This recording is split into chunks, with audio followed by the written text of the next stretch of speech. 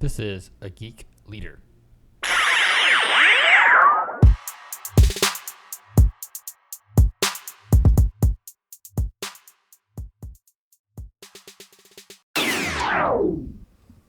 Welcome to episode 175 of Geek Leader Podcast. I'm your host, John Rauda. And I want to invite you guys to attend the Women in Tech Conference on October 13th, 2020.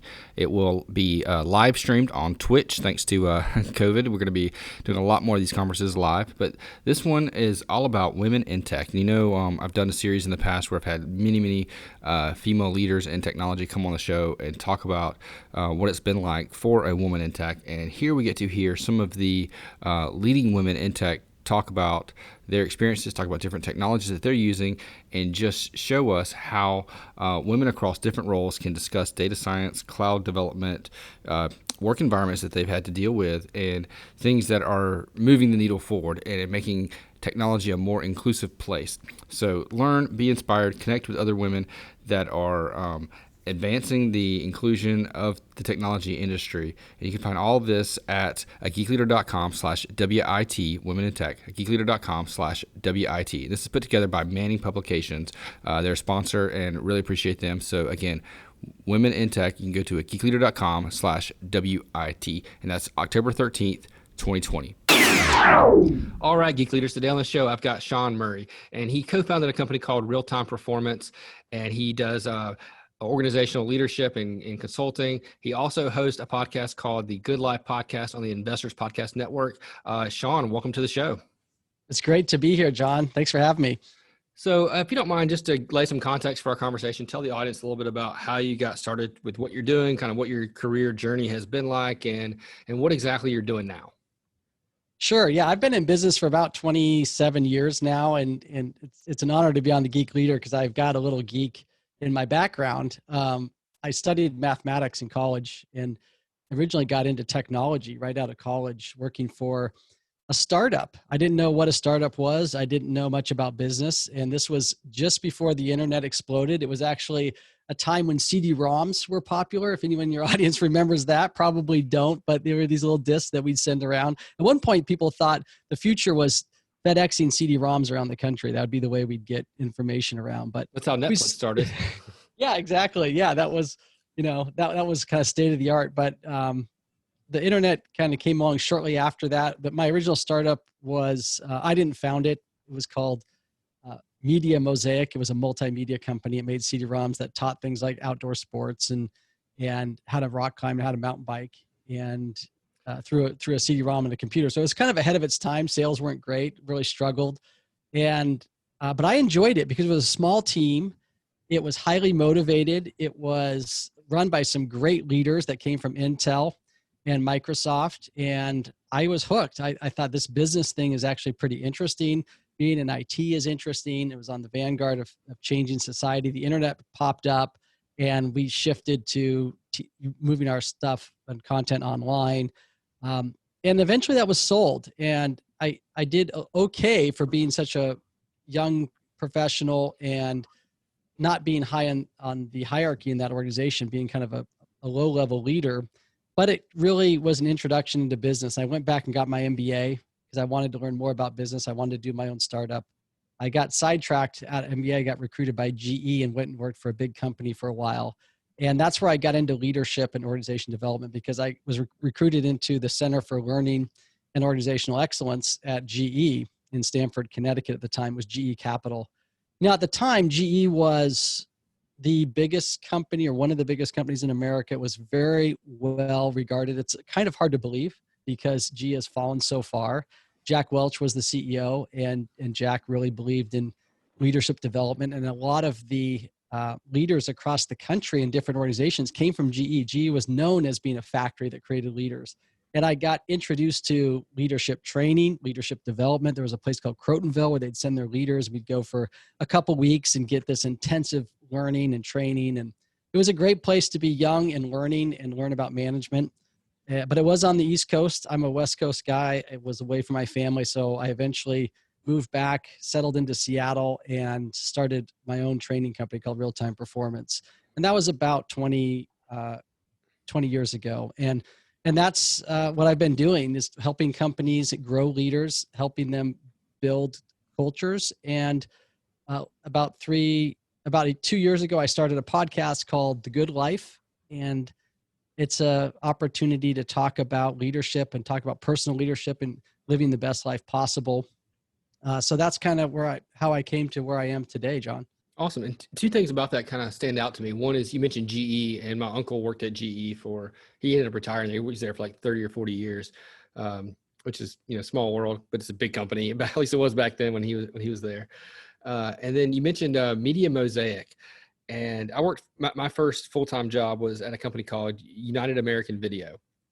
And I remember hearing about Media Mosaic. This is back in the 90s. And we duplicated VHS and then DVDs. And that was kind of our model. And, we did that for big studios, but we also we would buy our own rights to Disney came out with Snow White. We came out with Snow White and the Magic Mirror, like little knockoffs that we would, redistribute and sell.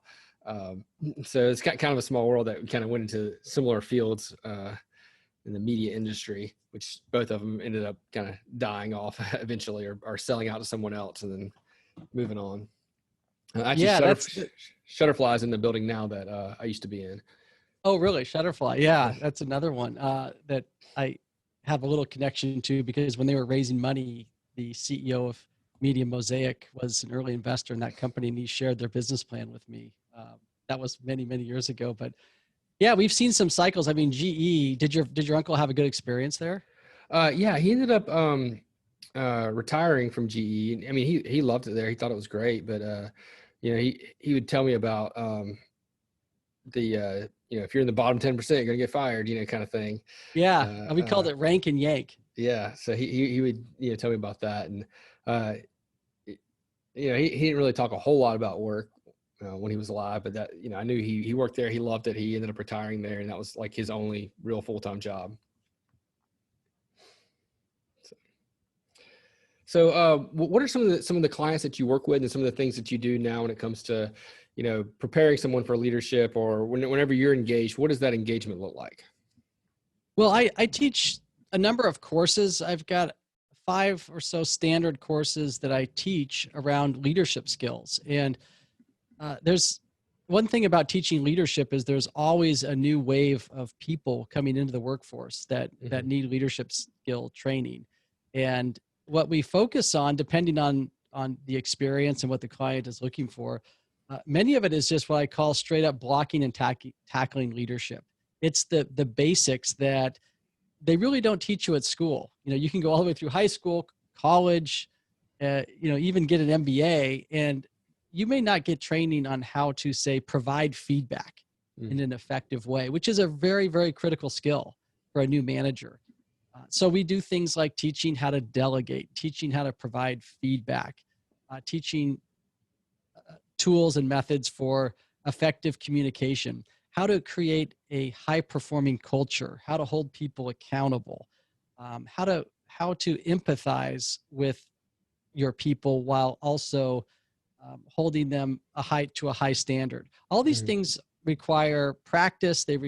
It's helpful to sometimes have a model that you can sort of recall in your head, or to write out before you have these conversations with your team. And basically, I'm just a coach and a leader to help people get better at managing and being a leader. And it's really fun. It's a little bit different in COVID because everything we're doing now is through Zoom and it's online. But that's been interesting too. And we're doing a lot of fun interactive stuff through Zoom and other technology platforms. But yeah, that's primarily. Now, some of the clients I'm working with, you mentioned, being in Seattle, I do a lot of work with high tech, with Microsoft, Amazon. I've done work with Apple, also Starbucks. I've also done work in other industries that tend to have a lot of people in them and a lot of investment in leadership, and that's pharmaceuticals and insurance. So I've done a lot of work in those two areas. And we were just talking about a client that's not far from you, John, which is Premier, which is a group purchasing organization, a consulting company out of Charlotte that is in your neck of the woods. And I've done work with Premier too. One of the things we did with Premier was to teach business acumen and financial literacy, which is another one of the courses I teach, which is really important for any leaders to be able to understand the language of business. Yeah, absolutely. I think that's one thing that, especially in technology, that we fall short in. What we do is we do what a lot of departments and groups do is we find the people that are the best coders or the best engineers, and we say, hey, you're really good at writing, JavaScript, so you're going to manage people that write JavaScript. And sometimes that works out and sometimes it doesn't. And for me, when I got promoted and I was managing, people over web and mobile development teams, it was pretty bad at first. Then I learned a little bit about how to actually manage people, and that, people are different than computers, and you have to, work with them a little bit differently and understand people. And empathy, you mentioned teaching people how to empathize. That was a struggle for me because, I would just say, well, you're doing it wrong. I couldn't understand like their point of view or their perspective or where they were coming from. And that's still a struggle today. It's something that I have to work with. And, I've got a couple of little tips that I use that I don't mind sharing, but I'd love to hear some stuff from you. And like for me, before I do a one-on-one, I always block like 15 minutes beforehand to, turn off email, turn off Slack or whatever else, and just think about what was that person's drive into work like? What was their morning like? Do they have kids? Okay. Who are their kids? How old are their kids? Do they have to wake their kids up? Do they have to drive their kids to school? Oh no, we're virtual now. So they're probably like setting up their kids, Google Classroom, whatever, before they leave, or it's raining outside, so traffic probably sucked, whatever it is, try to go through that mindset of what they're going to be like when they walk in this door. And that helps me kind of empathize with them. And then before going through that little exercise, it was always just like my one-on-ones were so dry and just me talking and them saying, yep. No, it's fine. And then moving on. And it was pointless. It was just like, we're just checking the checkbox. But what are some tips that you have to maybe help us empathize and get more out of those one-on-one interactions? I think your intuition is right there, John, when you were starting to channel your curiosity to create empathy. And that's one of the things that I always coach up is get curious, not just what's going on in their life, which is great, their kids, their vacations, because you want to create a connection with people. And that's what builds trust. And you're going to rely on that trust over time to work together to get incredible results. So that's great, but also getting curious about what's going on in their work world.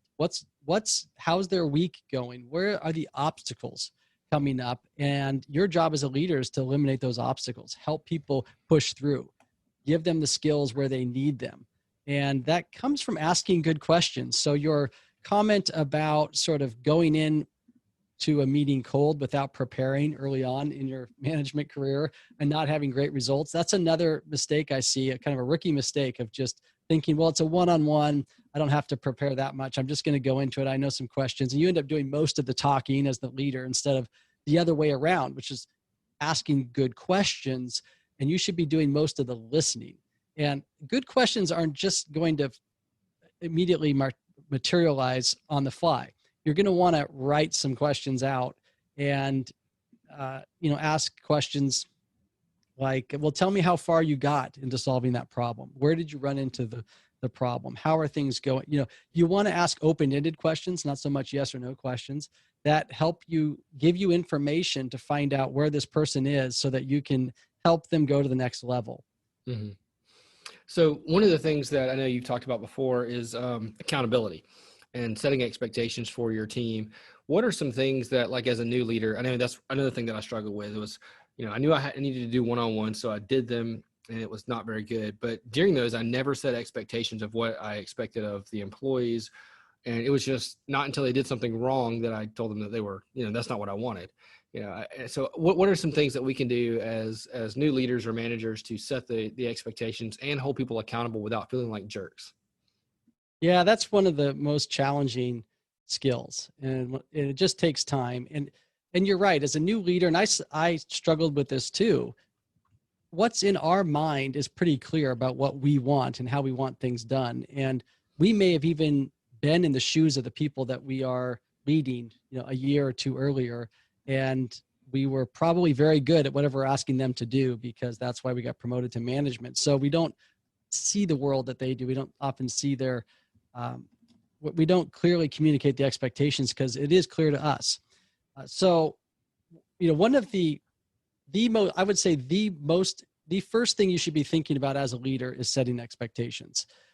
And then providing feedback. Those two things go together. You can't just set the expectation and not provide the feedback. And when you set the expectation, it often helps to put it in context into the bigger picture. For example, if there's an expectation around a timeline, you might also want to elaborate on what it is going on, what's driving the business around that timeline, other areas of the business that might be impacted by that timeline. These are things that you might see from your level in the organization that the people working for you may not. And it often doesn't occur to us to communicate this greater context because, it takes more time, or we think people just sort of get it because they've been at the organization for a while. No, it really does help to set the big talk, what I call the big picture. And then setting expectations, you got to get pretty clear about timeline, about the specifications and requirements you're looking for, if there's a methodology you want people to use, and then being available so that there's no surprises. That's another thing I like to mention when I set expectations is, if one thing that I ask of the people who work for me is that you don't come to me the day before the deadline and say, I'm not going to make it. It's going to be next week. That's too late. You should let me know before then if you're running into problems so I can help you. That's why I'm here.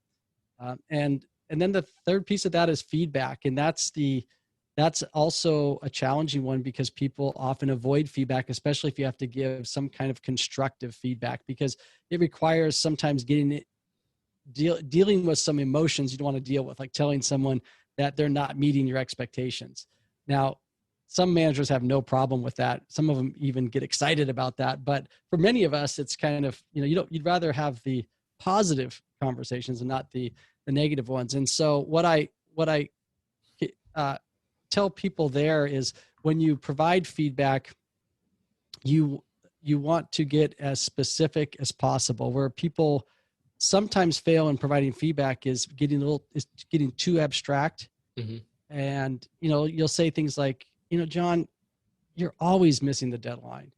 Well, that word always, that could create some defensiveness because you're going to remember the time that you didn't miss the deadline last week, even though that was the 1 time out of 10 that you didn't. What would be more effective is to say, John, on the project that you just delivered, it was 3 days late. And when it's 3 days late, we're not able to do the quality control we need to get to the sales team so that we know when they're out there demoing that they've got the latest, because we know that's important to closing the sale. And so you're sort of connecting the dots for them. And that's how you hold people accountable. You set the expectation, and then when you provide the feedback, you get very objective and you explain the impact of missing that expectation and what that means. Yeah, I think I know for me, it's always more challenging whenever you're doing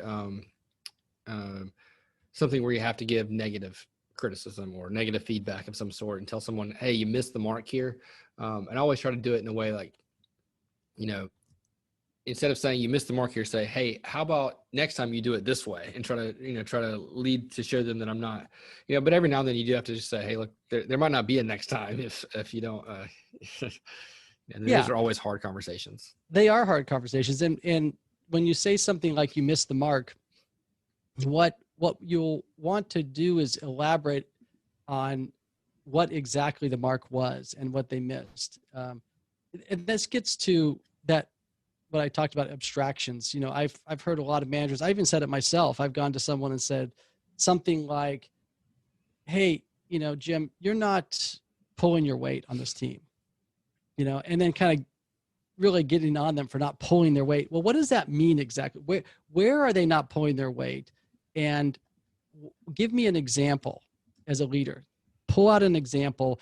And what I try to visualize in my mind is if I was videotaping or filming with my phone this encounter, what did the person say? What did I visually see that I can communicate back to the person I'm giving feedback to so that they can objectively see what's going on where they're not pulling their weight, right? Mm-hmm. Because we rely on these terms a lot and it creates a lot of, like I said, defensiveness, or it gets murky, and then the feedback's not effective. Yeah, I think examples are always the best way. And especially if you can do like an example from their perspective, and from two different perspectives, so you can see it kind of, like for example, if you were in a meeting and I wanted this project manager or somebody to kind of control the meeting and then just let tangents just run away. People were talking about all random things, just say, hey, you remember when this guy went off and started talking about this? And we let him talk about it for like 10 or 15 minutes. You should have just said, hey, I'll schedule a meeting for us to talk about that next time and get back on the agenda, kind of move it back and kind of give them an example of, because while they were doing that, I started checking email on my phone and I got distracted and, now this whole meeting is a train wreck, Yeah, that's a great example. I mean, a rookie feedback move would be to take that person and say, hey, your meetings are terrible. You got to run a better meeting, and I'm not going to let you run another meeting until you figure it out. And then you walk away and, feeling like, hey, I told that person they need to run a better meeting. Whereas what you just described was a very specific aspect of running a meeting. And you got clear about the problem. Well, when people go off on a tangent, we don't get to talk about the things that are important for the time that we have together. And it's no longer an effective meeting. And that's the goal of the meeting. So you're kind of pointing something out, you're pointing out the impact, and then you're giving them a suggestion for, hey, go ahead and cut that person off and say, hey, let's talk about that at lunch. We're going to lunch on Thursday, or I'll put that on the agenda next week, or whatever it is, but you got to get back on track. And so that's a good example. So whenever you're doing these engagements, what are some of the really big problems you see almost every time? Like, what are some of the problems that are always there that are kind of systemic when you see it when it comes to tech leaders or people that are new into management, that they seem to have the same problem? Yeah. Well, we talked about a few, feedback and accountability and setting expectations. Mm-hmm. That's always there. Another one that comes up that we haven't talked about yet is delegation. And what I've seen so many times with new managers is they just start taking more and more on. When you become a new manager, it's actually chronic at just about any level of management. What the tendency is to sort of put more on your own plate. The reason you got promoted is you were probably pretty good at doing whatever it is, the area of the organization you're kind of coming up in your career. So when it comes time to getting more work done in your area, the tendency is, I'm just going to do it. Something's not done. Okay, I'm just going to stay a little bit later on Thursday. You know what? I don't have a lot going on Saturday morning. I'm going to get up early on Saturday and I'm going to do it. I'm just going to put an hour in. I'm going to make sure I meet that deliverable. And you can do that for short periods of time, but eventually that starts to catch up with you. You've got, as a manager, you've got one-on-ones you've got to prepare for. You've got meetings with your superior, your boss. You've got meetings with other groups and teams. You've got some real, what I call management time activities. You can't just always be doing the work yourself. Mm-hmm. And eventually it leads to burnout. It leads to sometimes relationships between spouses. People aren't spending time with their family. I mean, it's not good. So delegation becomes a really important skill. And I see very few people that are good at it right from the start. And delegating it actually hits on some of the things we talked about. Taking a task, looking at a task on your task list and say, which of these tasks can I delegate to someone on my team? And then finding the right task, and then sitting down and not just winging it, taking 15 minutes like you talked about before, and preparing a really good delegation conversation before you hand it off, where you talk about the big picture for that task. You talk about your expectations, both timeline and quality and methodology. You talk about how often you're going to check in with each other and that sort of thing. And then you start clearing off time for what I call higher order leadership activities, where you have a little bit more time for the one-on-ones, for the coaching. You have a little bit more time for strategic thinking and leading your team. And you're out of there. You're not stressed out because you're out on time and you're not working on the weekends. And so that's another big one that I really encourage new managers to develop and learn about. Yeah, I know when I was first getting into management, I had a mentor that was really helping me out. One of the things he told me, and he was pretty blunt about it, he just said, look, you don't scale. You can't just take on people's work when, and just do everything, you don't scale. You're one person, you have a team of, 10, you need to delegate to those people. It's like, it'll do a lot of things. One, it'll show that you trust them, and it'll build that bond between you guys. It'll help you grow as a leader. It'll free you up to think strategically and to think about the future. He's like, right now, you got to think about leaders are higher up on the org chart, and to be higher up, that means you can see further out. And right now you're not looking further out, you're looking straight down, which is, because you're not delegating those other tasks so you can look further out. Those are wise words from your mentor. And he was talking about something that's really important, which is developing the people that work for you. And if you're a good delegator, you are assigning tasks and delegating in a way that's developing those skills for the people that work for you. And any good leader should be able to replace themselves with someone on their team. You should always be thinking about who on my team could take my place. You're not going to get the promotion if people look at you and say, oh, we can't take John out of that team, because if we do, there's no one else to take his place, right? So that becomes a barrier to career development. Right, so, exactly. So developing your people, you don't want to be clogging up what I call the leadership pipeline. And the leadership pipeline is that pipeline of career development. And it's, as you go up in the organization, each time that you get a promotion, you kind of take what I call sort of a turn. And when you take that turn, you need new skills. And if you don't develop them, then the people below you sort of get bottled up in the pipeline. And to be a good leader, you want to make sure that you've got the people coming up below you are as good or better than you are. And that's going to be the way that you get promoted. Exactly. Yeah. That's my mindset has always been, let me train someone or hopefully everyone on my team to outgrow their current job. If we all can outgrow our current job, then we're going to be a fantastic team. I'm going to have people that can replace me. So I'm not trying to do my old job and my new job if I get promoted, which hopefully I will, and you have to have that mindset of, let me grow everybody. Yeah. You're going to have people that leave and go somewhere else because, you can't be, not everybody can move up in your company. Right. But that's a good problem to have. And that's one of those things that you always want to have as a leader. Absolutely. And the other thing that your mentor talked about was scaling. When he said, you don't scale, that's good feedback. But we need people and teams that scale. And I know your audience will be familiar with leverage. And I often think about leveraging time. When you are doing the work yourself, it's a one-to-one leverage. You're putting in an hour of time, you're getting out an hour of work for your organization. If you're leading a team of 15 people and you put in an hour of having a great team meeting that's developing your culture, and it's getting people on track with their goals, and it's motivating people, and it's doing all the things that we want to do to create a high performing team, that's what I call a 15-to-1 leverage. You are creating 15 high performers on your team with 1 hour of your time, right? And that's where you want to be as a leader. You want to be preparing for those conversations where you're getting a lot of leverage. When you're delegating out and creating high performers out there in a high performing culture, then you're getting the leverage, and then you can scale. Yeah, absolutely.